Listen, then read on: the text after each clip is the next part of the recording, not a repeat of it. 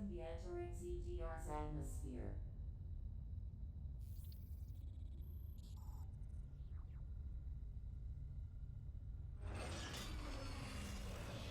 The bounty for this mission does not seem appropriate.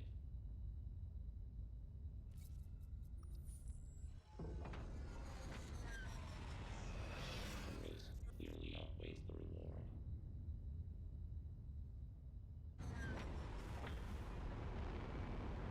Treat our lost assets with care, lady. Entering the atmosphere in T minus 10, 9, 8, 7, 6, 5, 4, 3, 2, 1.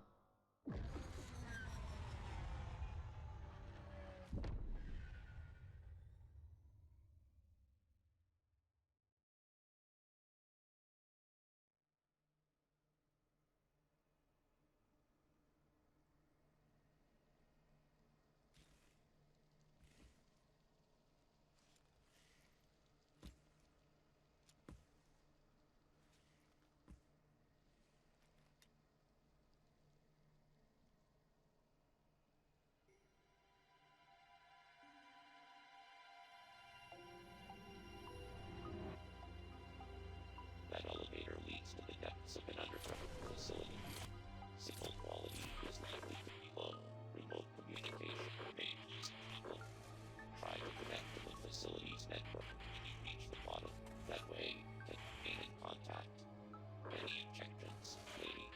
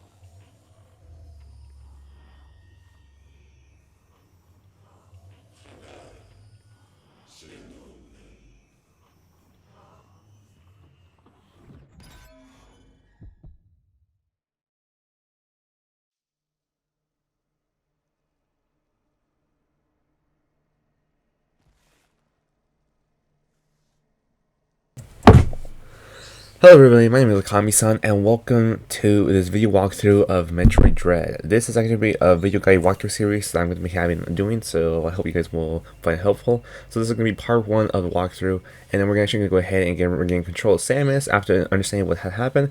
So you want to familiarize yourself with the controls. However, though, I have kind of already gotten used to it, so I pretty much know what I'm doing. But if you don't know, B is to jump, Y is to shoot, X is to counter, R is to use missiles, ZR is to slide, and L is to aim. However, though, if you guys recall, we now have in this mechanic you can actually ground the ledges and also wall jump.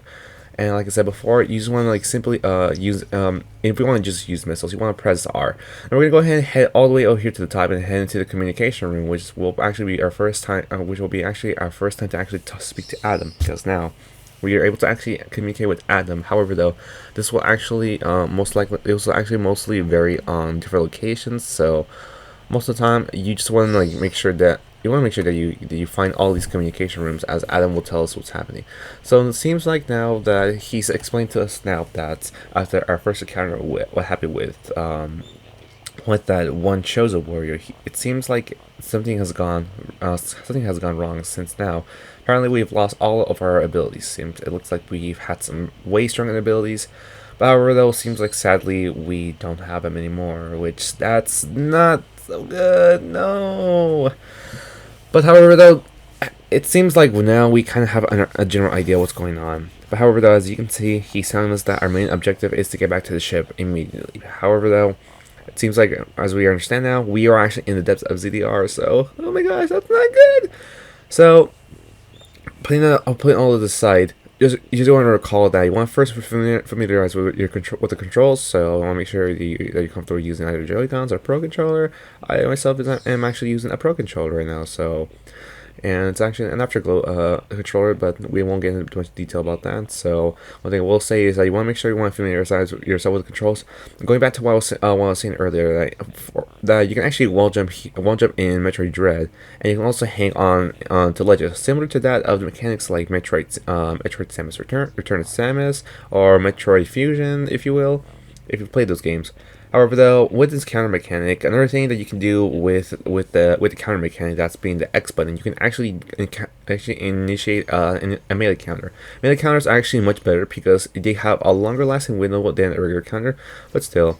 If you haven't noticed, if you actually, as you can see here, this will actually get a first demonstration of the counter. And if you come over here, then you pretty much will actually learn how the counter works. That is a regular counter, a standing counter, but if you will, you can actually do that, which is known as a melee counter. Melee counters are actually much better because the thing is that when you initiate them, they actually have a longer a window frame to actually allow you to like counter an enemy.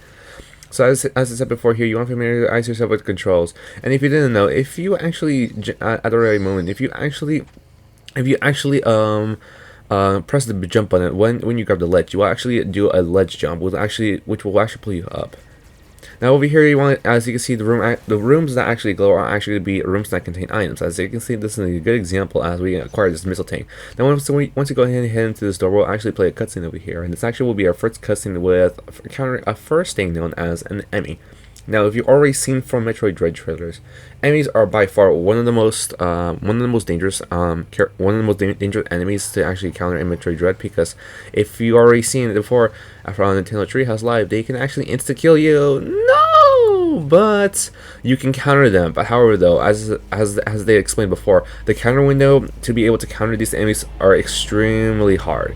So you will have to either, as you can see here, even if I attempt to jump over, it's no use. However, as you can see here, the tutorial will actually explain to you that you need to, that once you get caught, you'll need to use a counter. However, though, do not depend on this. Okay, this is not real. I highly do not recommend depending on this, because if you get caught and you try to counter, it's not going to be very easy. So my recommendation is to just keep moving and just stay away from them. Now once you head into this room over here, we're actually going to be coming up with this thing known as a sentry unit. Sentry units are actually the main enemies that actually control the enemies. However, though, it seems like this one was already destroyed. I wonder why though, but it's pretty odd. So as you can see, by having Samus touch it, it will now actually transform our armor cannon into the Omega Cannon. The Omega Cannon is actually one of the strongest things in the game that actually help us counter the enemies. So the enemies now will not. This first enemy we're actually going to come across right now. That's actually going to be the first one in the game. It's actually going to be. It will actually be this phase, so we'll be able to defeat it. So you want to go ahead and press R and press L and charge up a charge blast by pressing R and the beam button, or the shoot button, basically Y. Once you press that, you will actually initiate a charge, and then you'll be able to blast it at the enemy once it fully charges. So you can see now we finally have destroyed this enemy, but however, though, it seems like the Omega Cannon is actually gone. So anyway, so as you can see here, by pressing the L button, it actually initiates this beam here, which will actually let you know that where you're pointing. So I do recommend you familiarize yourself with this, because the aim here is it's a bit odd, but as I said before, it's pretty much self-explanatory. However, though, I still do recommend it. Now, as you can see here, this is actually a save room. But however, though, I won't save it right now, because we're not out of the video yet. So as you can see here, every time when you perform a slide off a ledge, you'll actually be able to drop down a little more faster. Now we're gonna go ahead and head into this second E.M.M.I zone, and this one looks much. This is actually an E.M.M.I zone. So this one is actually much different compared to the other one, because this one over here, it seems to actually give off a static atmosphere, as if something is going on. Ooh, spooky. So you want to go ahead and be very careful, okay? E.M.M.I zones are zones where enemies enemies lurk in here. So apparently we don't know, we're not sure where our first one is. So that you can see here, if you hear the music like sound like this, that technically means that an enemy is present. Even the static effect of the atmosphere. So you want to go ahead. So we're gonna go ahead and head into here. But as you can see, I mean, a cutscene that's actually going to play, and this is actually going to be our second enemy we'll actually encounter. Oh no. So as you can see, this one, it's actually alive right now. So as you can see, Samus will actually attempt to break it, but to damage it, but it's no use. Alright then, so as you can see here, the enemy will actually start chasing Samus in pursuit mode, so that's not good. It's pretty much not the one thing we want, but as you can see here now, as you can see how everything is lying right, that actually already indicates that it's in pursuit mode and it's actually going to come after us. Now once we go ahead and open up this ceiling right over here, this is actually going to cause the enemy to actually come follow us and grab and attempt to catch us. However though, I'll actually show you what happens when you miss a counter, because this is why I highly recommend don't doing a counter. But however though, I've done multiple times though, so as you can see, first counter I missed, second counter I missed as well. However though, in this next attempt I hope here, I'm showing actually that I was able to pull off the impossible counter. This actually happens when you actually intentionally miss the counter. If you miss the counter, then you can actually perform the second one, but the second window is actually extremely tight. So you want to be very careful. So like I said before, you don't want to you just want to get away from them. I only did that because if you actually counter this enemy and you get away, the door will actually be able to unlock much quicker. So we're gonna go ahead and head into this room where Adam will now actually explain to us what is going on here and why those two enemies were after us. Both enemy you encountered were clearly trying to capture you. They may have been hacked. If so, it's reasonable to assume all enemy will be hostile. Enemy send out a pulse to detect vibrations in the air within a certain range. Essentially, they can hear you. Upon detecting vibrations, an enemy enters surveillance mode to track their source. Stay out of its line of sight when this happens. Otherwise, the danger to you increases dramatically. An enemy that has seen you will begin pursuit. Part of the pursuit protocol is to seal the enemy zone exits. You will be trapped inside. To survive, you must leave its range of pursuit. Evade the enemy and it will disengage. This will also unseal the exits. An enemy never leaves its assigned zone. Their control system must permit them to operate only within that range. I estimate a 99% probability of death if an enemy captures you. There may be a very small opportunity to escape, but exploiting this window will be virtually impossible. The enemy are immune to your current weapons. You lack the unique energy used to defeat the first enemy. Your only option now is to evade capture and find an exit. Your highest priority in an enemy zone should be simply to survive. Well, it seems like we know what's going on. But however though, we're gonna have to end off here, guys. I'm E.M.M.I, and I will see you guys in part 2 of the video walkthrough for Metroid Dread. Take care, guys. I'll see you guys in the next video guide.